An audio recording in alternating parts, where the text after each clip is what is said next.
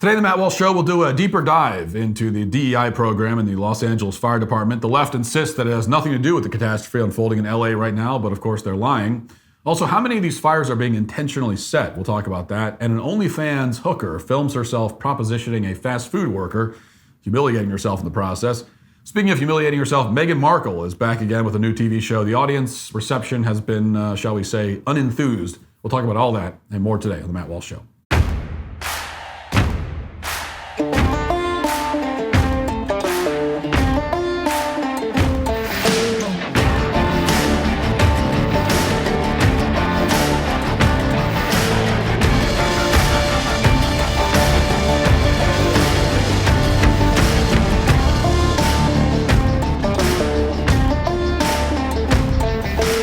Just a reminder that all of us at the Daily Wire will be live as DW goes to DC for the inauguration of Donald Trump. Watch live and join the fight at dailywire.com/subscribe. History, economics, the great works of literature, the meaning of the U.S. Constitution. Did you study these things in school? Probably not, or even if you did, maybe it's time for a refresher. Time and technology have changed a lot of things, but they have not changed basic fundamental truths about the world and our place in it. That's why I'm so excited that Hillsdale College is offering more than 40 free online courses in the most important and enduring subject. You can learn about the works of C.S. Lewis, the stories in the book of Genesis, the meaning of the U.S. Constitution, the rise and fall of the Roman Republic, or the history of the ancient Christian church with Hillsdale College's online courses, all available for free. That's right, for free. I personally recommend you sign up for Marxism, Socialism, and Communism. This brand new online course is unlike anything Hillsdale has produced before. Over the course of 6 documentary-style episodes, you'll hear from Hillsdale professors of history, politics, and economics as they look at Marx's life and writings, the misery and brutality in the Soviet Union, and the atrocities of communist China. You'll explore how many ideas in American politics today are rooted in Marxism, and also how they differ from Marxist thoughts as well. It's vital that we take these ideas and historical figures seriously so that we can see the injustice and evil inherent in them and are better equipped to defeat it. Start your free course, Marxism, Socialism, and Communism today. Right now, you can go to hillsdale.edu/Walsh to start. It's free. Easy to get started. That's hillsdale.edu/Walsh to start. Hillsdale.edu/Walsh.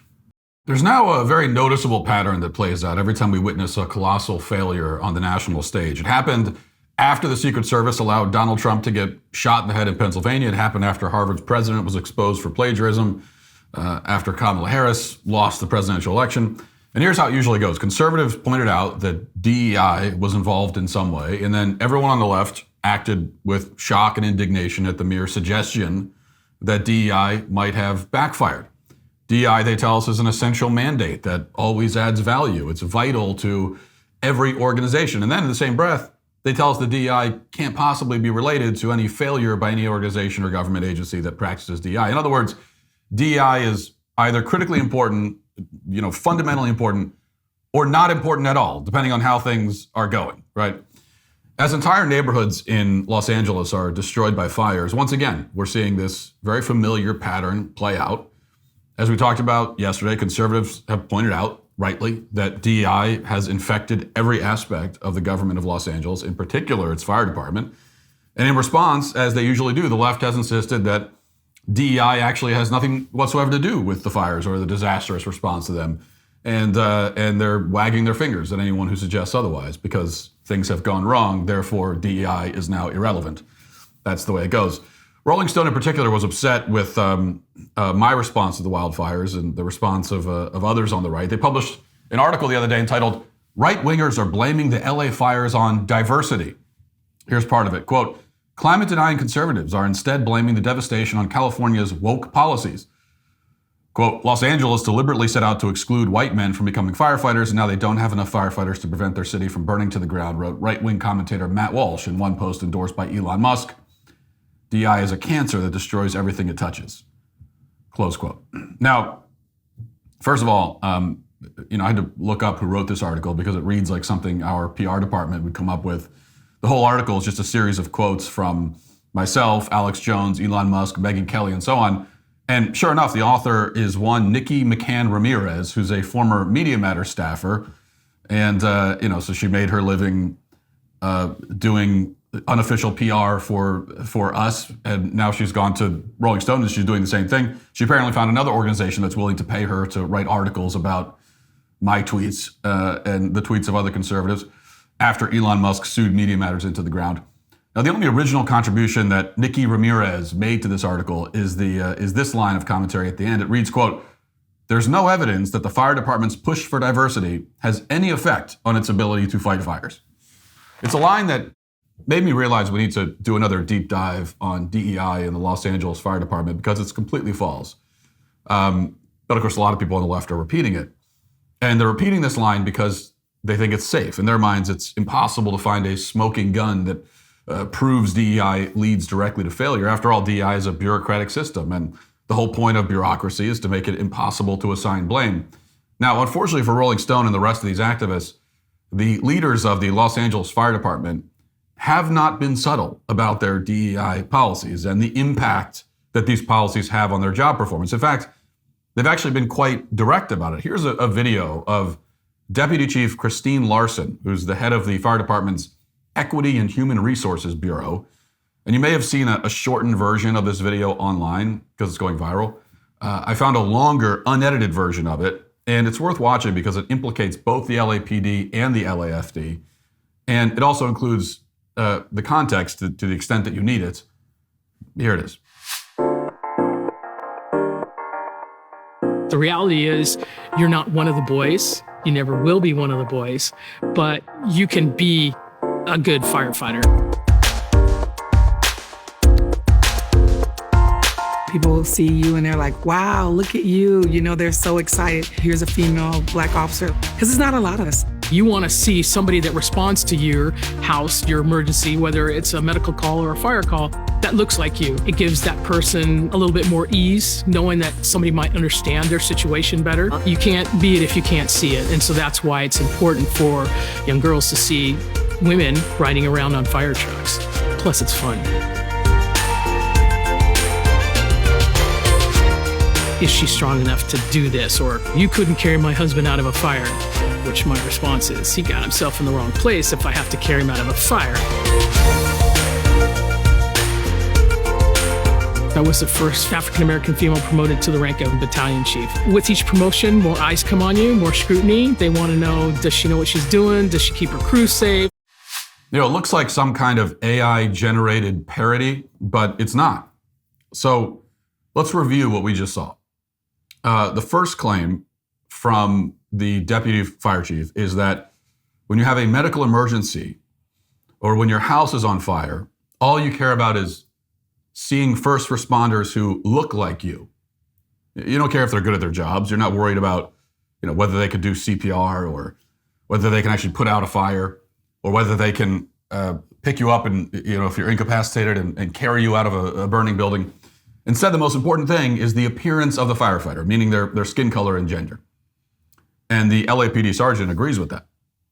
Now, this is not a claim that needs to be broken down and dissected in a million different ways. I think to most sane people, it's the problems here are quite self-evident.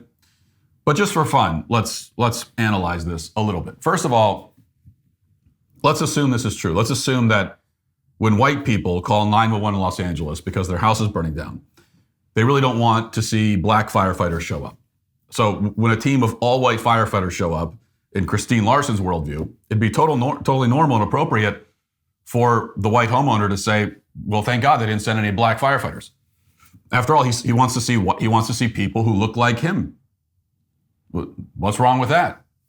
In fact, maybe if is incapacitated and can't leave the building on his own, and he sees that these are firefighters that don't look like him, he might say, no, I'd rather burn to death. I don't send some white people, or I'm not interested. Now, of course, what Christine Larson really means is that non-white firefighters should want to see, non-white victims should want to see non-white firefighters respond to their house. But there's still a big problem here because I'd wager a lot of money that there is not a single black person on the planet who would react with relief or joy if they called 911 and someone like Christine Larson waddled up to their door. I mean, that would be a moment of sheer panic for anyone, regardless of skin color. That would be the moment when they basically know their life is over. But even if we assume that black people demand to be saved by overweight black lesbian firefighters like Christine Larson, there's still another problem with Larson's explanation, which is this. How exactly would dispatchers know what race of firefighters to send to a particular call. Should the dispatcher demand to know the caller's race? Should they do a quick demographic, poll to figure out who this is, so they can dispatch race-matching fire crews? Is any of that happening right now in Los Angeles? By the logic of the deputy fire chief, it should be happening. And then, of course, comes the second part of the video in which Larson responds to someone who's worried that as an overweight black lesbian, she won't be able to lift a man and remove him from a house fire, which of course is true. There's when you talk about a man, like even of average size, there are almost no women on the planet who could successfully lift a man like that on their own and bring him to safety. Now, Larson's response is that the man shouldn't have put himself in that position in the first place. It's his fault for being in a position where his house is burning down. Now, she couldn't be making it any clearer that DEI hiring compromises the fire department's ability to do its job. She thinks it's like a laugh line, apparently. This is how DEI hires at the highest levels of the Los Angeles Fire Department are talking about the impact of DEI on their jobs. But Larson has never been disqualified or punished in any way. She has a job paying well over $300,000 a year at the Los Angeles Fire Department, in which she enforces various equity mandates while she laughs at people who ask why she's so overweight. And part of that job apparently entails weeding out alleged bigots in the ranks of the Los Angeles Fire Department. Watch. So I want to reach down and bring you up. And that's kind of something that stuck with me to this day. Part of that work means speaking up for those who can't. Over the last few years, LAFD has dealt with a fair share of controversy, and Larson not afraid to sound the alarm. I chose to speak out pretty much by myself about the issues of sexism and racism within my department and the need for change. I don't think there's any question that our department is the best at fighting fires. We do it better than anybody in the world. But when it comes to the personnel side, we have some issues, and they're not insurmountable, but they need to be addressed and fixed to the best of everybody's ability. This is very reminiscent of Lloyd Austin's big plan to purge the Pentagon of extremist white supremacists, by which he meant white people who support Donald Trump and refuse to take the COVID shot. It's the kind of thing that no public agency in the United States should be doing for about a million reasons. First of all, the idea of racism in fire departments and police departments has been stretched beyond all recognition to the point that it's completely meaningless. As we discussed earlier this week, fire departments all over the country are getting sued right now for racism because they attempt to enforce basic standards of literacy and competence in the admissions process. Secondly, this is a department that's now very short of manpower during a historic crisis.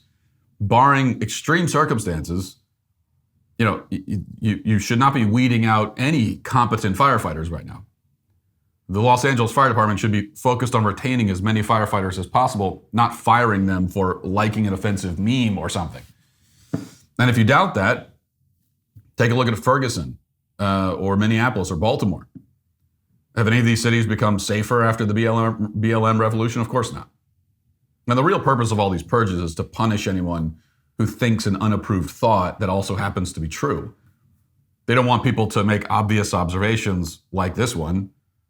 Women should not be firefighters at all. Any effort to include more women is by definition an effort to make the fire department less equipped and less capable by definition.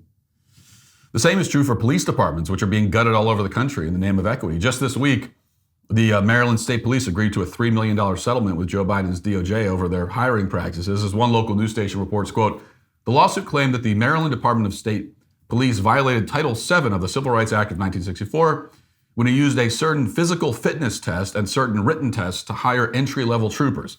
The lawsuit claimed the test disqualified more women and African-American applicants than others and were not job-related. In other words, in the world of policing, physical fitness and literacy are no longer job-related. That's how these police departments and fire departments operate now. They know they have to hire and promote incompetent people. This is the kind of deliberate sabotage that has directly contributed to the disaster that's unfolding in Los Angeles. No matter what anybody on the left says, no matter what anyone in the media says, these things are directly linked. They have to be.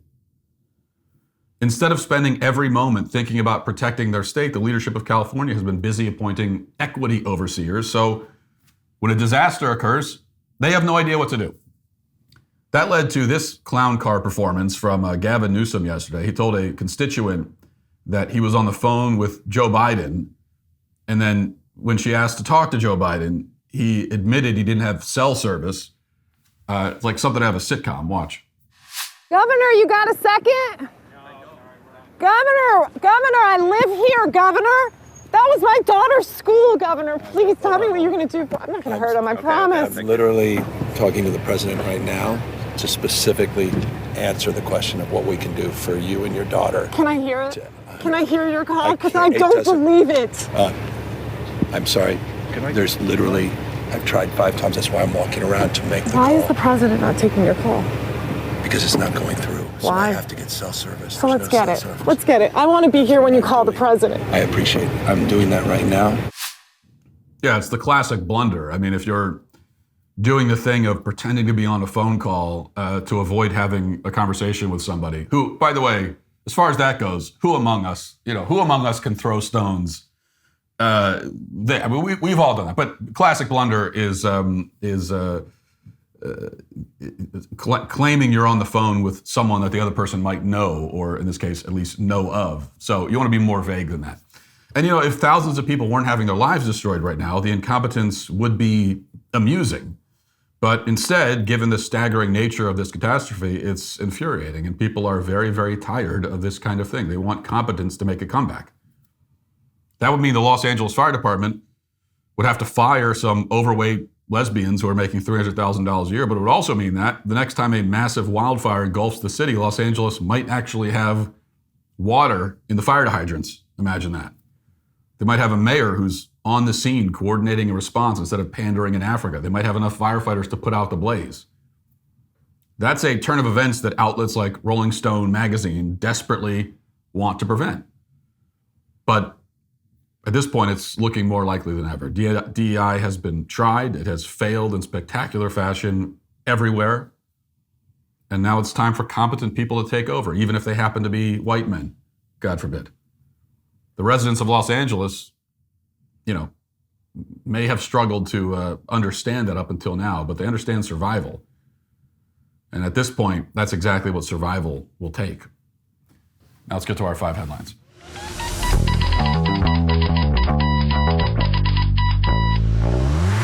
If you're a homeowner like me, when's the last time you checked on the title to your home? That's the legal document that shows that you own it. And if the answer is never, you need to know about a fast-growing crime the FBI calls house stealing. I was previously shown how easy this scam is to pull off, and let me tell you, it's pretty shocking. Criminals are forging these documents called quitclaim deeds by filling them out with your information, signing it with a fake signature, and stamping it with a notary seal that you can get online for $20, and then filling them in with county officials, and that's it. That's all it takes for your home to be transferred out of your name without your knowledge. But here's the thing. The scammers don't want your house. They're after your equity. They take out loans using your home as collateral and disappear, leaving you with a financial and legal nightmare. But you can protect yourself from this despicable crime right now with triple lock protection from Home Title Lock, just like my producer Sean Hampton protects his home. The first step to take as the new year starts is to check on your home's title to make sure you're not already a victim, so you can start 2025 with peace of mind. You can get a free title history report and a 30-day free trial of triple lock protection today by going to HometitleLock.com using promo code Walsh, or click on the link in the description. That's HometitleLock.com, promo code Walsh. Don't wait until it's too late. So originally, we were told that these fires are definitely not arson, but it turns out that that may have been a premature declaration. What do you know? New York Post reports one person has been taken into custody in connection to the Kenneth fire, which broke out Thursday in the West Hollywood Hills, California. According to reports, LAPD has taken a person into custody for arson, and Victory Trailhead, where the devastating fire broke out, is now being treated as a crime scene. Kenneth fire broke out just after 2:30 p.m. on Thursday afternoon, spread over 800 acres already. Okay, so at least one of these fires is being investigated as possible arson. I think it's highly likely that there's more arson than just that going on. In fact, there are videos floating around of people lighting fires or appearing to light fires. So seems pretty clear that, again, at least some of this is arson. And when you've got these fires that are happening at the same time, spread out over such a large area, now whether the first fire was arson, that's, I think, still unclear. But it is interesting that, anytime there's a major wildfire, it seems like the suggestion that it's arson is treated by the media in particular as, initially treated as some sort of wild conspiracy theory. And we know there's a reason for it. We know there's a reason the media prefers not to talk about arson. That's because they prefer to blame climate change. And they'd always rather talk about that instead of the actual immediate human causes. But in reality, arson is a cause, mismanagement is a cause, incompetence is a cause, bad leadership is a cause, lack of preparedness is a cause, these DEI policies we've been talking about, that's a cause. Those things coupled with high winds, all that together. And the problem is that all of the things on that list, everything but high winds anyway, all the other items are solvable. And you wouldn't think that's a problem. I mean, the fact that it's solvable the fact that a problem is solvable is not in itself a problem, you would think, but it is for Democrat politicians because, for one thing, it means we can blame them for not solving the problem. And for another, it puts pressure on them to actually do something. And you really can't discount that. There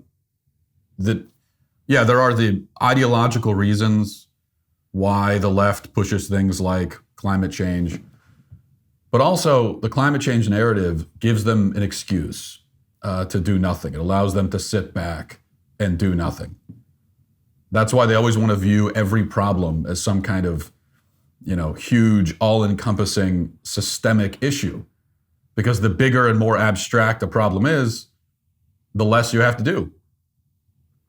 And again, there's the ideological and political component of this, but also it's pure indifference and laziness too. And that's why anytime something bad happens, whether it's a wildfire or a school shooting or anything, they always want to say, well, let's look at this from what are the systemic causes? What are the things? Because they want to expand the problem and expand it and expand it and expand it, so it gets to a point where there's really nothing that can be done, or at least where all of the people on the ground who are supposed to be addressing these problems, there's nothing really that they can do, because they have to wait around for policies to be put in place and laws to be passed and all this kind of stuff. They don't want to get down to the actual everyday kind of work of governing and managing and leading. They don't want to have to do those things. Which is why it always helps to deflect to climate change. I mean, climate change is, when you talk about trying to expand an issue to use it as cover for your laziness and incompetence, you can't expand it any farther than climate change, because now you've gotten to the point where you're not just blaming systemic issues in government or whatever, you're blaming, the earth itself. And it just allows them to say, hey, there's nothing we can do. Daily Wire has this: the Biden administration's attempt to rewrite Title IX to allow men and women's sports, locker rooms, and bathrooms has been struck down nationwide by a federal court.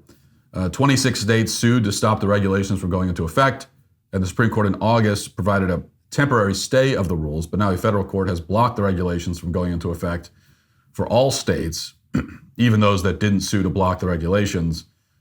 Indiana Attorney General Todd Rokita called the latest ruling, a huge win. He said on X, Biden's radical Title IX rewrite has been defeated in court again. For now, Hoosier girls and girls nationwide are protected from biological males being able to infringe on their private spaces.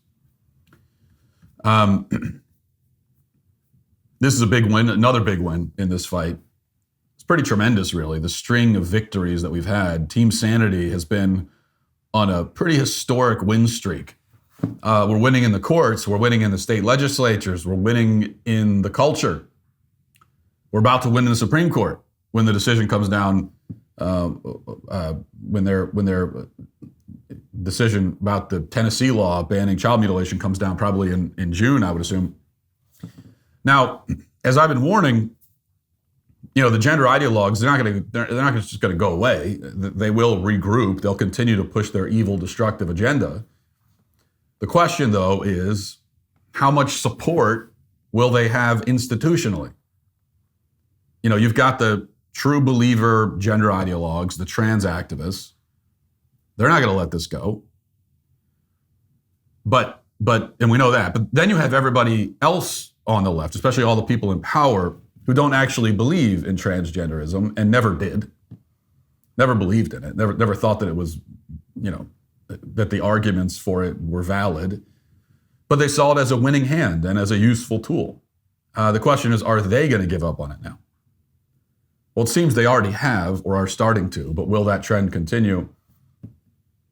I'm not sure. I do think at least that they'll back away from some of the battlefields in the overall war. And I think this is one of them. I think the push to get men into women's sports it's not totally over, but it's a losing hand for the left. And I think that they know it. I think they know that it's a losing hand. And that's not going to change.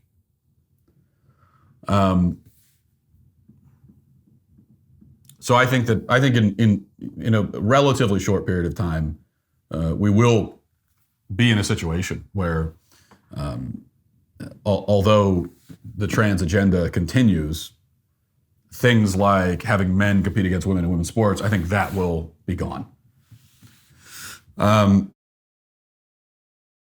Okay, here's this. Daily Wire has this. An OnlyFans content creator was recorded propositioning a fast food employee for sex, but she was turned down after the worker told her he was a Christian man. Bonnie Blue, 25 years old, is a controversial OnlyFans creator. It's a very polite way of putting it, who targets 18 and 19-year-olds to have sex with her. That apparently, I guess that's her brand. That's what she does. Viewers had mixed reactions when Blue shared the video on a TikTok account. We'll play the video. This is her walking into a Five Guys restaurant and propositioning this guy that's behind the counter. Watch. I just wondered, I can't see it on the menu, but where do I get the Five Guys from? The Five Guys. I didn't know if it was like a special room where you can take me out back. No, I don't think that's happening. What about after your shift? I mean, I'd want to give you, a good rating. I'm a Christian man and I'm saving myself to marriage. I'm asking for what's on the menu, that's all. Genuinely, I feel like I'm doing it right now. I can hand you a menu if you want. Are you on it? No, I'm not. Oh, that's a shame. So that's a great response from that young man. And this when you watch that, it brings to mind, if you remember, that OnlyFans creator, the OnlyFans prostitute a few weeks ago who had sex with 100 guys in a day, I think was the number. And now she wants to graduate to 1,000 guys in a day or something. Completely revolting and disgusting. And apparently it's not the same person. At first I thought maybe this is the same person because it sounds like the same person, but apparently it's not. And if you remember, the conversation around that person at the time was that she was, and we talked about this on the show, but the conversation around that person was that she was a victim also. She was a victim in all of this. And there were a lot of people, a lot of conservatives even, talking about how they felt sorry for her, because she's a victim too. In fact, we heard the men who participated are more at fault than she is. Look, that was the claim. There was a lot of commentary saying, shame on these men. Shame on these men for exploiting this poor woman who's clearly damaged and had a difficult childhood and all that kind of stuff. Well, this is not the same woman, but they're both British hookers on OnlyFans, different people. Yet I think the point can still be made that these women are not victims, okay? These are not desperate girls who've been trafficked by some street pimp. Now that still exists in the world, obviously. Sex trafficking is a real thing. And so you still have that. But with OnlyFans, there's a new kind of hooker that has emerged. These are, and it's pretty like unprecedented.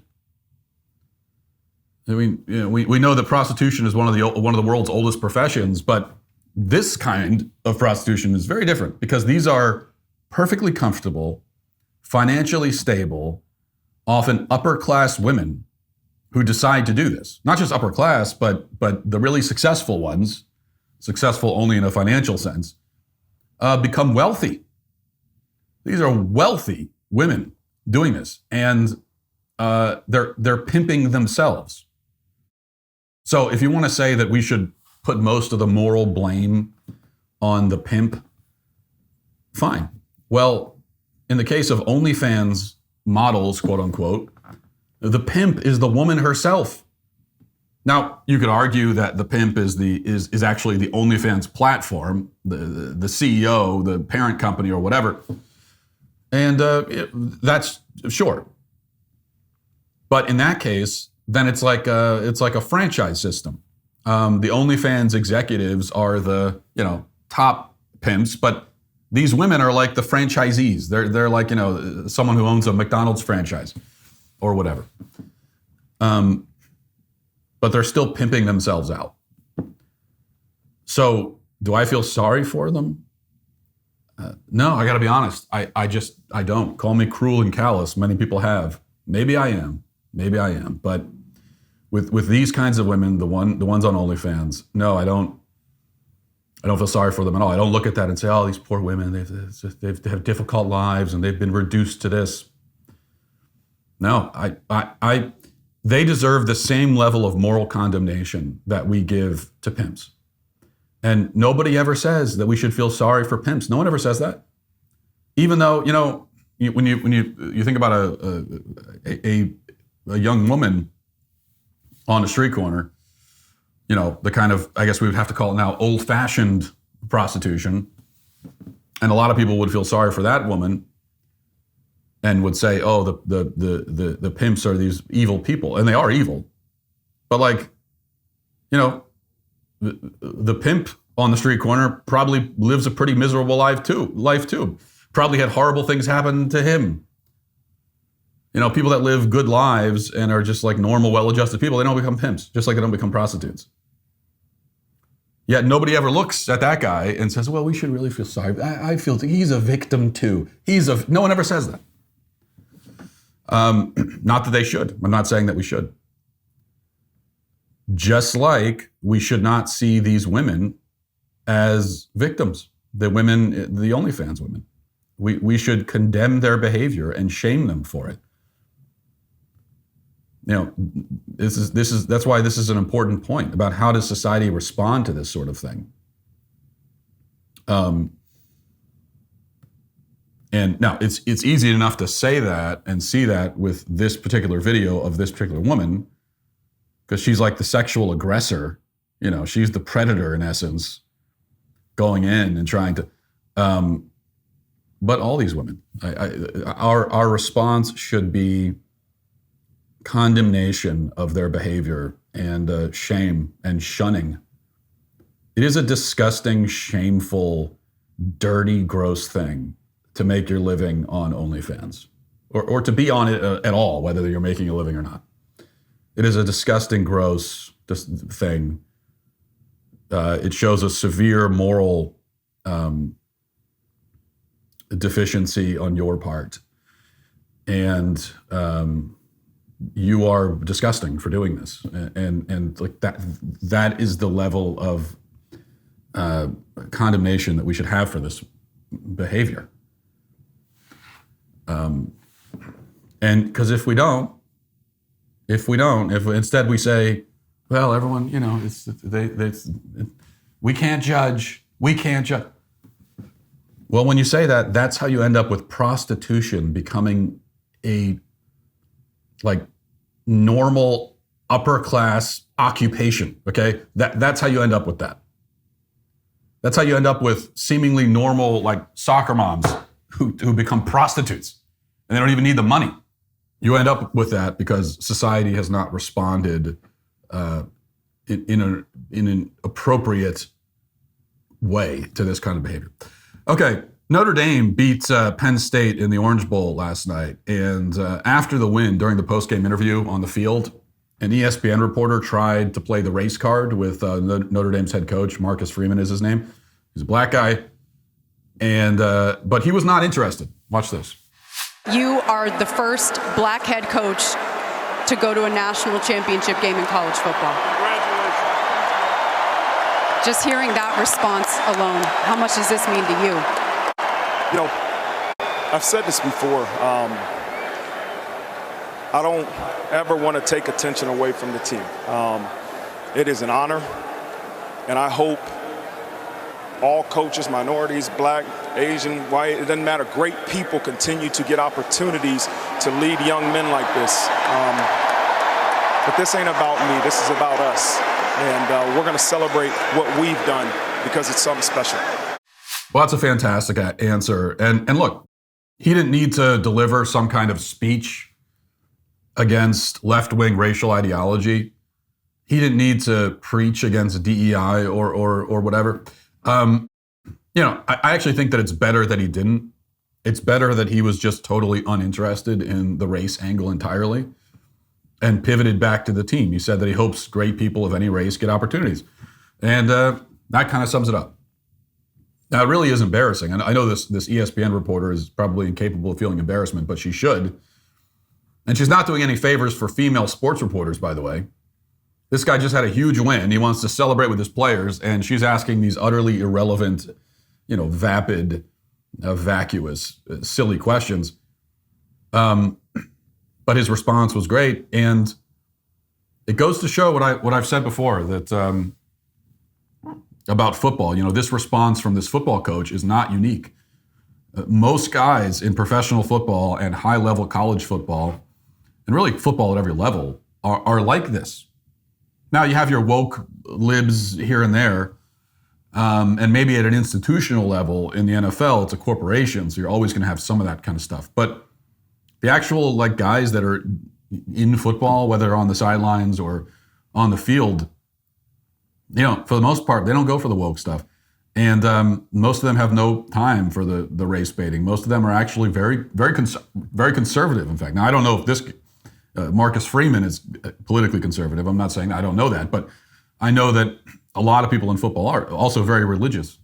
I mean, I just saw a video of Ravens head coach John Harbaugh in the locker room after their last game of the season. The whole team is together, locking arms, kneeling, and saying the Lord's Prayer in the locker room, which is, of course, very common in football. I mean, those kinds of scenes are very common. And you constantly see that the most prominent, most influential figures in the sport praying, glorifying God, talking about their love for Christ, often oftentimes it's not just a simple, I want to thank God, and then moving on, like the cliched Oscar speech or whatever. Often talking about it in really personal, I think, compelling and profound terms, talking about their faith. I mean, talking about it in a way that you could tell they really mean it. So, look, football is a conservative sport. It's a great influence for young men. That's why it always, look, I'm not saying you have to like football. It's everyone has their own tastes when it comes to recreation and sports, and some people don't like sports at all. That's fine. You don't have to enjoy watching it. But when I hear from conservatives sometimes who are, talk about football like it's woke or like it's a bad thing, they derisively say, it's sports ball, and it's a dumb. I just don't understand that attitude. I mean, football is, number one, it's America's sport. This is our thing. And these are oftentimes very religious, conservative people who get into this. And again, it's a great thing for young men in particular. So you would think that we would all support it. You know, it's a thing that we should all support, I would think. Okay, let's get to the comment section. If you're a man, it's required that you grow a beard. Hey, we're the Sweet Baby Gang. Let's talk about something that affects all of us, responsible, hardworking Americans, and that is taxes. Now that it's the new year and tax season is upon us, are you prepared for what's coming? Do you owe back taxes? Are your tax returns still unfiled? Did you miss the deadline to file for an extension? With the new year beginning and heading into the busy tax season, the IRS may be ramping up enforcement. Let me tell you, they're not playing around. You could face wage garnishments, frozen bank accounts, or even property seizures if you haven't taken action yet. But here's the good news. There's still hope. Tax Network USA has been in this game for years, and they know exactly how to navigate the complex world of tax law. They've helped taxpayers save over $1 billion in tax debt, filed over 10,000 tax returns. That's a billion with a B, by the way. They specialize in helping hardworking Americans like you reduce their tax burdens. Look, I get it. Dealing with the IRS is about as fun as a root canal, but ignoring the problem won't make it go away. So here's what you got to do. For a complimentary consultation, call today at 1-800-958-1000 or visit their website at tnusa.com/Walsh. That's 1-800-958-1000 or visit tnusa.com/Walsh today. Don't let the IRS take advantage of you. Get the help you need with Tax Network USA. A couple cool comments here. It says from John Fish, if you need help, go to URL, LA Mayor. What? Their houses burned down and there is no electricity or internet and URL is not an address. Facepalm. Thanks for the help. Good job. Look, you cannot underestimate the sheer stupidity of our political leaders. That's one thing. These are truly dumb people, a lot of them. And often bad people, often very bad people. But sometimes I think we overstate the badness, which isn't to say that yes, they're very bad. And the mayor of Los Angeles, clearly not a good person. But also, again, just these are not intelligent people. Fact, if you stop consuming all dairy products for a few months, you become lactose intolerant. This is because we are not meant to drink milk for our entire lives, much less another animal's milk. Find me one single animal in the animal kingdom that drinks milk its entire life. While you're at it, find me one that drinks the milk of another species. The fact that there's nutritional value doesn't make it nutritious altogether. There's nutritional value in tree bark and grass. If we were intended to drink cow milk over extended periods of time, humans would not all become intolerant to it upon ceasing to consume it. The conversation about milk continues. There are so many milk. I never knew what a minefield the subject of milk is. People have very strong opinions all over the place.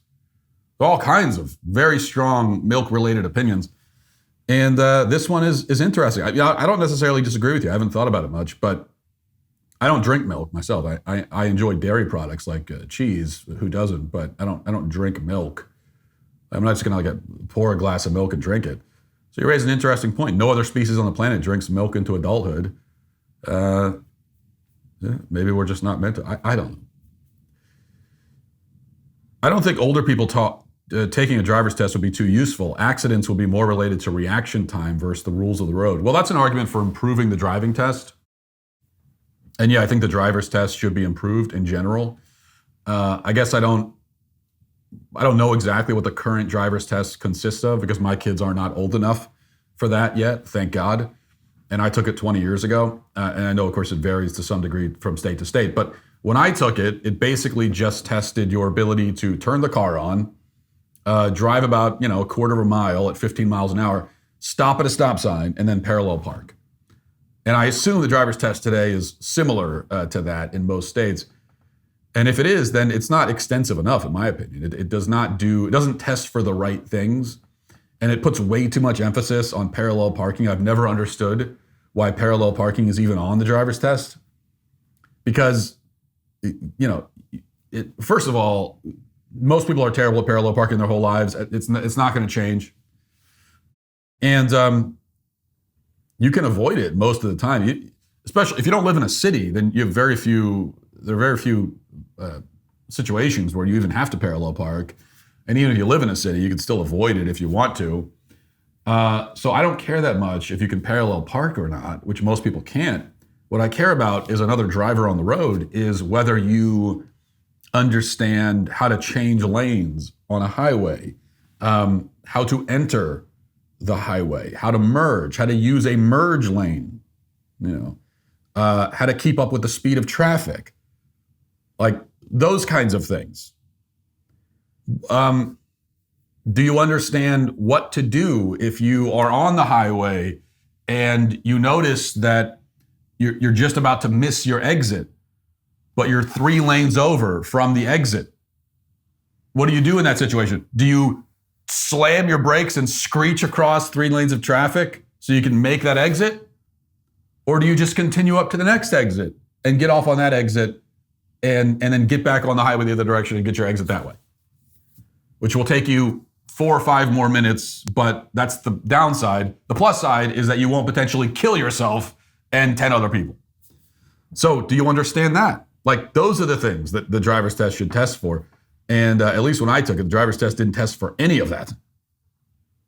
It didn't test for any of the situations where your life is actually on the line. Your life's not on the line with parallel parking, even if you do it wrong. Like, worst case scenario, you hit someone's bumper, not good. You're not going to kill anybody. I don't think anyone's ever been killed in a parallel parking situation, ever. So that's an argument for, I think the driver's test should be improved. I think it should be more extensive. I think a lot more people should fail it.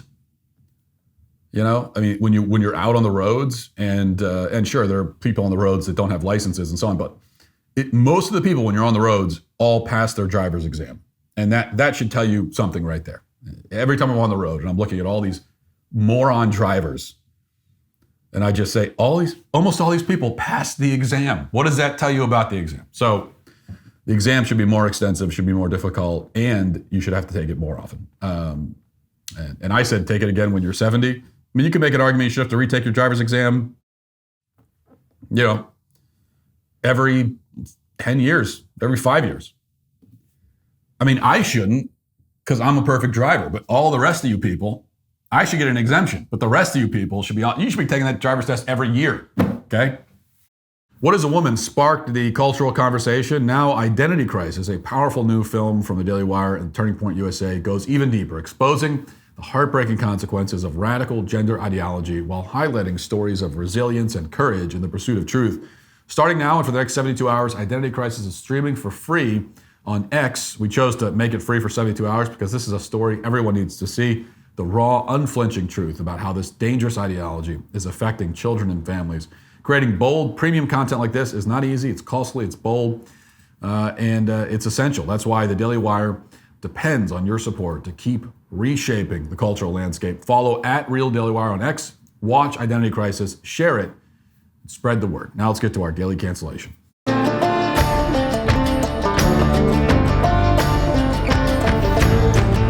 So the rise of the Haktua girl has raised a very important question. It's a question that has profound implications for our country and indeed for our entire world and maybe even our universe. It brings me no great joy to report this, but it's true. The question is this: is it really possible for anyone with a pulse, regardless of talent, dignity, intelligence, to become a celebrity in the US in the year 2025?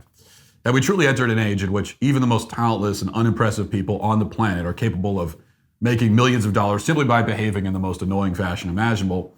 Now, if you spend any amount of time on TikTok or Instagram Reels or pretty much any social media, you've probably already concluded that the answer to that question is a resounding yes. But allow me for a moment to be the voice of optimism, just to present a counter-argument. And that counter-argument is named Meghan Markle, otherwise known as the fake Duchess of Sussex. As you probably know, Meghan Markle gave up royalty several years ago with the goal of becoming a social media influencer. But in a turn of events that poses a very clear problem for her grand plan, it turns out that Meghan Markle has no influence. She is actually failing at becoming an influencer, which is something that up until her, I didn't know that was possible. I didn't know it was possible to fail at doing that because literally anyone can do it, it seemed. Several years ago when she and Prince Harry signed a $100 million deal with Netflix, a statement like that would have been unthinkable. But it's not unthinkable anymore. This deal recently produced a 5-part documentary called Polo, which is either about horses or about collared short sleeve shirts. I didn't check. Either way, every single reviewer panned it. The Telegraph wrote that it was a dull indulgence about a rich person's pursuit. The Guardian called it unintentionally hilarious, saying that it, quote, feels like a spoof documentary designed to play on screens in the background of episodes of Succession. An outlet called The Decider wrote that the documentary is, quote, a mostly boring look at a sport that very few people outside of elite circles have any particular interest in. Okay, so I guess it is about horses and not shirts. Anyway, these are the kinds of outlets that Meghan Markle and Prince Harry have desperately tried to pander to over the years, and it's not working well for them at the moment. In fact, the reviews were so bad that rumors began circulating about the future of that $100 million Netflix deal. A lot of people began wondering if Markle's follow-up show about cooking, gardening, and entertaining might be canned. One alleged insider told the Daily Mail, quote, there won't be another deal. There may be one-offs, but that's it. A-listers are now actively keeping away from them and events that they're apparently going to attend. Apparently, according to this unnamed source, things are so bad that Oprah did not invite Meghan Markle to a surprise birthday party that she threw for Gayle King. That's a tragedy. And I don't want to alarm anyone or make you relive any elementary school drama that you might have suppressed as an adult, but it's a pretty big deal in the industry. That's a celebrity equivalent of like Oprah sending a drone strike against Meghan Markle. But Meghan would not be deterred. Nevertheless, she persisted. Against all odds, at this hour, it does appear that Meghan's show about cooking and entertaining will indeed see the light of day. Netflix has been promoting it, seemingly to spite their own audience. And they've even released this trailer, which has already become one of the most panned trailers in the history of Netflix. I mean, you'll find Amy Schumer specials that have better audience reactions than this. Here's a small part of it. Let's make a show. Let's go. I've always loved taking something pretty ordinary and elevating it. Surprising people with moments that let them know I was really thinking of them. What? This is probably one of the most glamorous moments of my life. It's magic. I'm gonna share some little tips and tricks. I see what color I gravitate to, and everything goes from there. And how you can incorporate these practices every day. That's what you want. You want that shape and texture. Come on. This is about connecting with friends. I love that we're doing this together for the first time. Making new friends. That is so good. We're family now. Well, the trailer assures us that the show is all about making friends and celebrating with family, two things that Meghan Markle is clearly incapable of doing. Her whole family hates her, and she's called her family racist.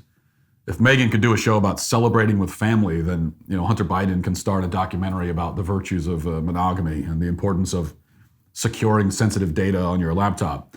So we're approaching unprecedented lack of self-awareness over at Netflix, which is truly saying something. But there are a lot of layers to the lack of self-awareness here. And in case you've forgotten this whole episode, Meghan Markle famously claimed that she changed the course of history when she was an 11-year-old child by pressuring Procter & Gamble to stop running an allegedly sexist commercial for dish soap.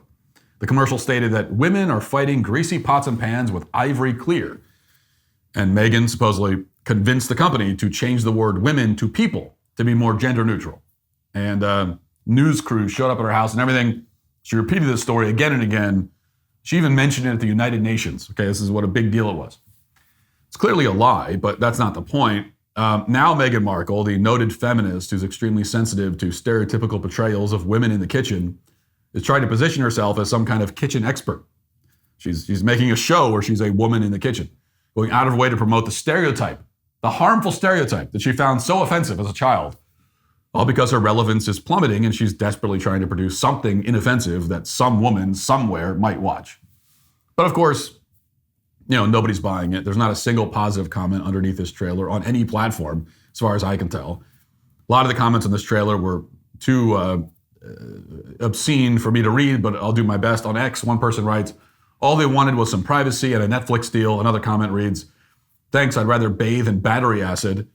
And then there's this one, quote, nothing screams love in the air like using a fake house for your TV show. Now on YouTube, the trailer has a 90% dislike ratio. And in a pretty conspicuous move, Netflix left the comments open, almost like they wanted the show to get panned before it comes out. That decision allows someone to write, quote, she doesn't throw on a pair of shoes when she hosts William and Catherine for their first dinner and meeting, but she's covered in gold and diamonds while making lunch for her friend. Another person observed, "I've been a chef for 30 plus years and I can tell by how she holds her knife and her underproofed and undercooked focaccia that she has no idea what she's doing." And it all goes downhill from there. Meghan's career has gone downhill, or more precisely, the career never existed. Her career can't go downhill because there never was a career in the first place. She gave up a life of royalty and ripped her husband away from his family, all in the hopes of becoming a glorified Instagram influencer in the US, only to find out that, nobody likes her and nobody's interested. Nobody wants to hear about her or see anything from her. It's a truly tragic story and also a pretty funny one.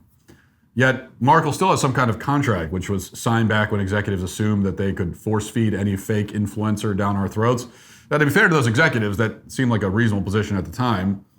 It even seemed reasonable as of last summer when the Haktua girl exploded in popularity. But based on the reaction that Meghan Markle's show is receiving right now, thankfully, it's not a reasonable position anymore. And that is why Meghan Markle and her new show about cooking and making friends and loving her family, 3 things she clearly does not do, are today canceled.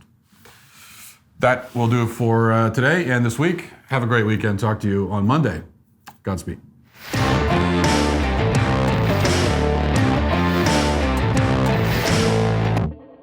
John Bickley here, Daily Wire Editor-in-Chief. Wake up every morning with our show, Morning Wire, where we bring you all the news that you need to know in 15 minutes or less. Join me and my co-host Georgia Howe for daily coverage of all the biggest stories on Morning Wire.